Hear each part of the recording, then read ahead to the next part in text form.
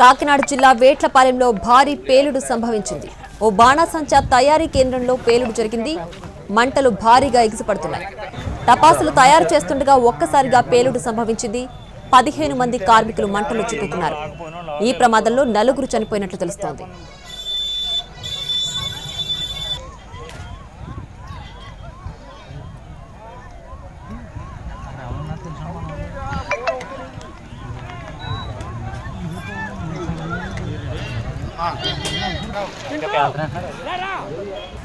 కాకినాడ జిల్లా వేట్లపాలెంలో భారీ పేలుడు సంభవించింది. ఓ బాణాసంచా తయారీ కేంద్రంలో పేలుడు జరిగింది. మంటలు భారీగా ఎగిసిపడుతున్నాయి. టపాసులు తయారు చేస్తుండగా ఒక్కసారిగా పేలుడు సంభవించింది.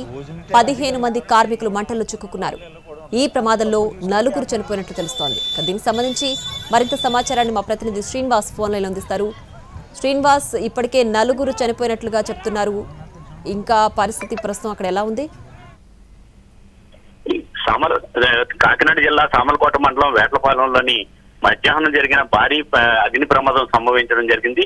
అది సూర్యశ్రీ అని చెప్పి ఫైర్ వర్క్స్ కేంద్రం. అది ఆ బాణాసంచా కేంద్రంలోని ఒక్కసారిగా భారీగా పేళ్లు సంభవించడం జరిగింది. అయితే అది ఎందువల్ల సంబంధించింది అనేది మట్టికి ఇంకా తెలియవలసి ఉన్నది. ప్రాథమిక సమాచారం వరకు చూసినట్లయితే ఇప్పుడు వరకు కూడా 6 మంది చనిపోయినట్లుగా అప్పుడు నిర్ధారించడం జరిగింది. అదే ఈ మృతుల సంఖ్య కూడా ఇంకా పెరిగే అవకాశం భారీగా ఉండవచ్చు. ఆ మంటల్లోనే 25 మంది వరకు కూడా చిక్కుకున్నట్లుగా అధికారులు అందించిన సమాచారం మటుకు తెలుస్తుంది. అయితే భారీ పేలుళ్లు సంభవించడంతో ఎవరు కూడా దగ్గర సమీపంలోకి వెళ్ళలేని పరిస్థితి నెలకొన్నది. అయితే ఇంకా పేలుళ్లు సంభవించడం, అలాగే భారీగా మంటలు ఎగిసిపట్టడం అన్ని జరగడం కారణంగా అగ్నిమాపక సిబ్బంది ఒకటిన సామలకోట నుంచి, అలాగే కాకినాడ నుంచి కూడా, పెద్దాపురం నుంచి, ఈ 3 ప్రాంతాల నుంచి కూడా అగ్నిమాపక కేంద్రాలు కూడా సమీపంలోకి వెళ్ళడం జరిగింది. మంటలు అదుపు చేసే ప్రయత్నం చేస్తున్నప్పటికీ కూడా ఇంకా భారీగా పేలుడు సంభవించి పెద్ద ఎత్తున మంటలు ఎగిసిపట్టడం జరుగుతున్నది. అయితే అలాగే ఈ పేలుడు కారణంగా, ఈ బాణాసంచా పేలుడు కారణంగా చుట్టుపక్కల ఉన్న ఇళ్లు కూడా చాలా వరకు కూడా ధ్వంసం అయినట్టుగా తెలుస్తున్నది. 10 ఇళ్లు పైగా డామేజ్ అయినట్టుగా తెలుస్తున్నది. అందరూ కూడా అలాగే ఒక పాఠశాలకు సంబంధించి కూడా బీటలు వాడినట్టుగా, ఆ పాఠశాల గోడలు కూడా బీటలు వాడినట్టుగా తెలుస్తున్నది. దీని మీద ప్రభుత్వం వెంటనే స్పందించడం జరిగింది. అధికార యంత్రాంగాన్ని అంతా కూడా అప్రమత్తం చేయడంతో పాటు అలాగే అక్కడ సమీపంలో ఉన్న అన్ని విభాగాలకు సంబంధించిన అధికార యంత్రాంగాన్ని కూడా పంపించడం జరిగింది. అలాగే ముఖ్యమంత్రి చంద్రబాబు నాయుడు కూడా దీని మీద స్పందించి అక్కడికి ఘటనా స్థలానికి సంబంధించి అధికారులందరినీ అప్రమత్తం చేసి దీని మీద ఎటువంటి సహాయక చర్యలైనా చేపట్టాలని చెప్పేసి చెప్పడం జరిగింది. అలాగే అక్కడ చూసినట్లయితే ఇందులో ఎంతమంది గాయపడ్డారు అనేది వాటికి ఇంకా తెలియలేదు. అయితే ఫైర్ వర్క్స్ లోని ఇప్పుడు చూస్తున్నట్లయితే పెళ్లి సీజన్, ఈ పెళ్లిళ్ళ సీజన్ లో కానీ శుభకార్య కార్యక్రమాలు కానీ ఇతర కార్యక్రమాలకు కానీ అన్నింటికీ కూడా బాణాసంచా తయారు చేసి ఇక్కడ నుంచి నిత్యం కూడా, అంటే సంవత్సరం పొడవునా కూడా ఇక్కడ ఈ ఫైర్ వర్క్స్ కేంద్రంలో, సూర్య ఫైర్ వర్క్స్ కేంద్రంలోని ఇక్కడ బాణాసంచా తయారు చేస్తూ ఉంటారు. అయితే ఈ తయారు చేసి ఇప్పుడు సీజన్, మ్యారేజ్ సీజన్ కాకుండా ఎక్కువ సేల్స్ ఉంటున్నది. దాంతో ఎక్కువ మంది పనులకి పెట్టుకుని వాళ్ళతో తయారు చేసి జరుగుతున్నది. అయితే 30 మంది మహిళల వరకు లోపల ఆ బాణాసంచా కేంద్రంలోనే పని చేస్తున్నట్లుగా మనకు అందిన సమాచారం మనకు తెలుస్తుంది. వాళ్ళందరూ కూడా ఎంతమంది బయటకు వచ్చారు, ఎంతమంది తెప్పించుకున్నారు అనేది తెలీదు. ఒక్కసారిగా పెద్ద ఎత్తున పేలుళ్లు సంభవించేటప్పటికి అందరూ కూడా చెల్లాచెదిరి అయిపోవడం జరిగింది. అందులోనే కూడా చాలా మంది 6 వరకు కూడా అందులో సజీవ సమాధి అయిపోయినట్టుగా తెలుస్తున్నది. ఇంకా ఎక్కువ సంఖ్యలో కూడా, భారీ సంఖ్యలో కూడా ఈ సజీవ సమాధి అయిన వాళ్ళ సంఖ్య ఉండొచ్చు అని కూడా అధికారులు భావించడం జరుగుతున్నది. అయితే ఘటనా స్థలానికి అధికార యంత్రాంగం అంతా కూడా అప్రమత్తం అయ్యి అక్కడికి ఘటనా స్థలానికి చేరుకోవడం జరుగుతుంది. అందరూ కూడా అక్కడ చేరుకున్నారు. ఎవరైనా మంటల్లో చిక్కు ఉంటే వాళ్ళందరినీ కూడా రక్షించడానికి ప్రయత్నాలు అయితే జరుగుతున్నది. అయితే కొంతమందిని తీవ్రంగా గాయపడిన వాళ్ళందరినీ కూడా సామర్లకోట హాస్పిటల్కి, అలాగే కాకినాడ జీజీహెచ్ హాస్పిటల్ కూడా కొంతమందిని తరలిస్తున్నట్టుగా తెలుస్తున్నది. అయితే అక్కడ పూర్తి స్థాయిలో చూసినట్లయితే పూర్తిగా మంటలు అదుపు చేసిన తర్వాత అక్కడ లోపలికి వెళ్ళిన తర్వాత ఎంత మంది ఈ ప్రమాదంలో చిక్కుకున్నారో, ఏం జరిగింది ఏంటి అనేది మట్టికి పూర్తి స్థాయిలో తెలిసే అవకాశం ఉంటుంది. అయితే దీని ముందు చూసినట్లయితే ఇప్పటికే ప్రభుత్వం కూడా స్పందించడం జరిగింది. అధికార యంత్రాంగం అంతా అప్రమత్తం చేసింది. అలాగే ఈ ప్రమాదానికి గల కారణాలు ఏంటనే దాని మీద కూడా విచారణ కొనసాగుతున్నది. ఆ ప్రమాదం సంభవించడానికి కారణం ఇక్కడ అధికంగా ఎండలు ఉండటం వల్ల ఏమన్నా షార్ట్ సర్క్యూట్ కారణం అయ్యి ఉండొచ్చా, లేకపోతే ఇంకా వేరేది ఏమన్నా కారణం అయ్యి ఉండొచ్చా అని చెప్పి దాని మీద ఇక్కడ దీన్ని బట్టి చెప్పడం జరుగుతున్నది. అగ్నిమాపకాలకు సంబంధించి సూర్యశ్రీ అనే ఫైర్ వర్క్స్ కి సంబంధించి అన్ని రకాల అనుమతులు ఉన్నట్లుగా అధికారులు నిర్ధారించడం జరిగింది. అలాగే ఇక్కడ ఫైర్ వర్క్స్ కి సంబంధించి ఎటువంటి ప్రమాదం సంభవించినా సరే వాటిని అదుపు చేసే విధంగా అక్కడ అన్ని ఫైర్ వర్క్స్ సంబంధించిన మెథడ్స్ అన్ని కూడా నియమ నిబంధనలు అన్ని కూడా పాటిస్తూ అక్కడ అన్ని కూడా ఏర్పాటు చేసుకున్నట్టుగా తెలుస్తుంది. అయితే ఒక్కసారిగా భారీగా ఎక్కువ బాణసంచా తయారు చేయడం కారణంగా పేలుడు భారీగా సంభవించడంతో ఎవరు ఎటువంటి దాన్ని అదుపు చేసే ప్రయత్నాలు అయితే చేయడానికి కూడా అవకాశం లేకుండా పోయింది. చుట్టుపక్కల ఇళ్లలో వాళ్ళు కూడా బయటికి రోడ్ల మీద పరుగులు తీసే పరిస్థితి కనిపించింది. అక్కడ దృశ్యాల్లో కూడా చూసినట్లయితే అక్కడ పరుగులు వాళ్ళందరూ కూడా భారీ శబ్దం రావడంతో ఇందులో ఉన్న వాళ్ళు కూడా ఒక్కసారిగా తుల్లిపడి బయటికి పరుగులు తీసిన పరిస్థితి ఏర్పడింది.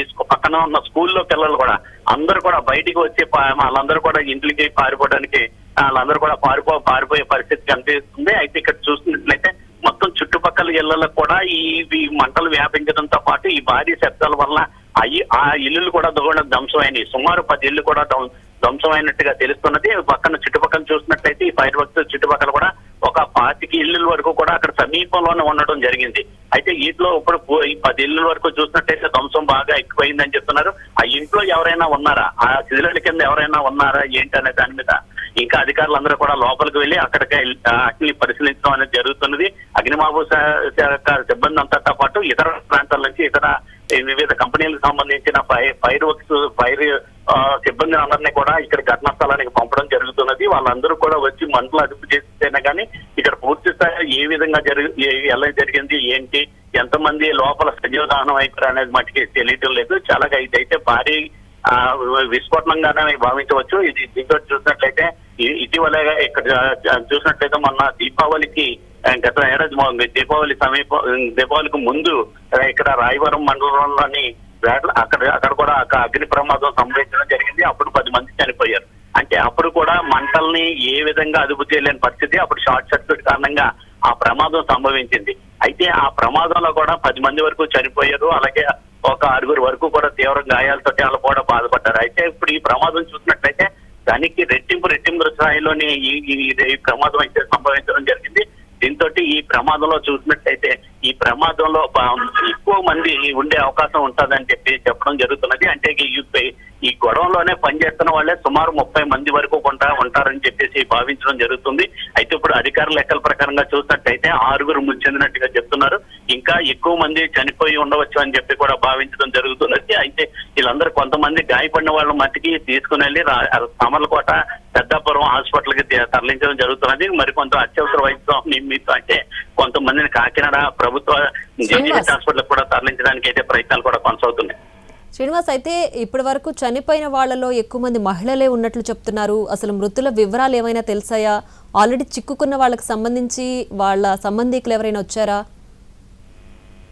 అయితే ఇప్పటి వరకు కూడా చూసినట్లయితే అక్కడ అగ్ని ప్రమాదంలో ఉన్న వాళ్ళందరూ కూడా ఎక్కువ మంది మహిళలే పనిచేస్తున్నారు. అక్కడ అందరూ కూడా వాళ్ళందరూ ఉపాధి కోసం వీళ్ళందరూ కూడా కుటీర పరిశ్రమగా ఉండడంతో దీంట్లోని వాళ్ళందరూ కూడా బాణసంచా తయారీ కేంద్రంలో నిమగ్నమయ్యి ఉదయం నుంచి సాయంత్రం వరకు అక్కడ ఆ కుటీర పరిశ్రమలోనే పనిచేయడం జరుగుతుంది. వీళ్ళందరూ కూడా చుట్టుపక్కల ఉన్న మహిళలందరూ కూడా అంటే వివిధ ప్రాంతాల నుంచి వచ్చిన వాళ్ళు కూడా ఉపాధి కోసం వచ్చిన వాళ్ళందరూ కూడా ఇక్కడే అక్కడ చిన్న పాకలు లాంటివి వేసుకుని అక్కడే ఉంటూ అక్కడే జీవనం సాగిస్తూ ఇక్కడ మళ్ళీ ఇందులో పనిచేస్తూ ఉంటారు. మగవాళ్ళు అయితే వ్యవసాయ పనులకు వెళ్ళిపోవడం అనేది జరుగుతూ ఉంటది. ఇతర ఫ్యాక్టరీలోనే అట్లోనే పనిచేయడానికి వాళ్ళందరూ కూడా వెళ్తా ఉంటారు. అయితే మహిళలే అందరూ కూడా ఎక్కువగా ఈ పనుల్లో నిమగ్నమై ఉంటారు. 30 మంది మహిళలు అయితే అక్కడ ఘటనా స్థలంలో ఉన్నట్టుగా తెలుస్తున్నది.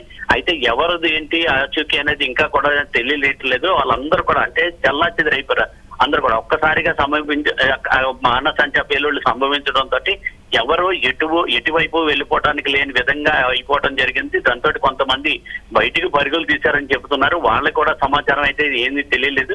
ఇప్పుడు అధికారులు అయితే వీళ్ళు ఎంతమంది బయటకు వెళ్ళారు, ఇంకా ఎంతమంది లోపల ఉండిపోయారన్న దాని మీద వివరాలు అయితే ఇంకా సేకరించడం జరుగుతున్నది. అయితే సమీపంలోనే ఉన్న ఇల్లు కూడా ధ్వంసం కావడంతో ఆ ఇళ్లలో కూడా కొంతమంది ఆ శిథిలాల కింద ఏమన్నా ఉండిపోవచ్చా అని చెప్పి కూడా భావించడం జరుగుతున్నది. వాటిని కూడా వెలికి తీయవలసిన అవసరం ఉంది. తర్వాత ఇక్కడ చూసినట్లయితే వీళ్ళకి సంబంధించిన బంధువులు అయ్యి కూడా కొంతమంది అక్కడ ఘటనా స్థలానికి చేరుకోవడం అసలు మా వాళ్ళు ఎక్కడ ఉన్నారు, అసలు ఈ రోజు పనికి వెళ్ళారా లేదా పరిస్థితి ఏర్పడుతుంది. వాళ్ళకి దాని గురించి వాళ్ళందరూ కూడా ఒక్కొక్కరిలోని కూడా భయాందోళన కలుగుతున్నాయి. ఏంటి అసలు ఏమైపోయిందో అసలు మా వాళ్ళు బతికి ఉన్నారా లేదా అనేది మట్టికి వాళ్ళు కూడా వాకప్ చేయడం జరుగుతున్నది. అయితే ఇంకా వీళ్ళందరూ కూడా ఎక్కడికి వెళ్ళిపోయారు, వీళ్ళందరూ షాక్, వీళ్ళందరూ హాస్పిటల్కి ఎవరైనా వెళ్ళారా లేకపోతే చనిపోయిన వాళ్ళ మా ఊర్లో ఉన్నారనేది మట్టికి వాళ్ళు కూడా తెలుసుకోవడం జరుగుతున్నది. ఇప్పటి వరకు కూడా చూసినట్లయితే కేవలం ఆరుగురు మట్టికి మృతి చెందినట్టుగా అధికారుల లెక్కలు అయితే చెప్పడం కూడా జరుగుతున్నది. అయితే 7 కిలోమీటర్ల మేర ప్రజలందరూ కూడా భయాందోళనకి దీని వలన ఈ ప్రమాదం వల్ల గురి అవడం జరుగుతుంది. అయితే కొంతమంది స్థానికులు అయితే చూసినట్లయితే భూకంపం తరహాలో ఇది వచ్చిందని చెప్తుంది జరుగుతున్నది. దీని వలన ఈ శబ్దానికి అయితే 7 కిలోమీటర్ల మేర ప్రజలందరూ కూడా భయాందోళనకు గురయ్యారంటున్నారు. అలాగే అగ్నిమాపక బృందాలన్నీ కూడా ఇప్పటికే అక్కడికి అన్ని కూడా చేరుకుని మంటల్ని అదుపు చేసే ప్రయత్నం అయితే చేయడం జరుగుతున్నది. అయితే లోపలికి ఎవరు వెళ్ళలేని పరిస్థితి నెలకొన్నది. అంటే భారీగా ప్రమాదం సంభవించడంతో పాటు అక్కడ లోపల ఉన్న బాణాసంచ కూడా ఇంకా పేలుతున్నాయి. ఆ పేలుళ్ళకి ఇళ్ళు కూడా అగ్నిమాపక సిబ్బంది కూడా లోపలికి వెళ్ళలేని పరిస్థితి నెలకొనడం జరుగుతుంది. ఆ దృశ్యాలు కూడా మనం అక్కడ చూడవచ్చు. వాళ్ళందరూ కూడా మంటలను ఏ విధంగా అదుపు చేస్తున్నారు ఏంటి అనేది మటుకు చూడవచ్చు మనం. Right Srinivas, thanks for the updates.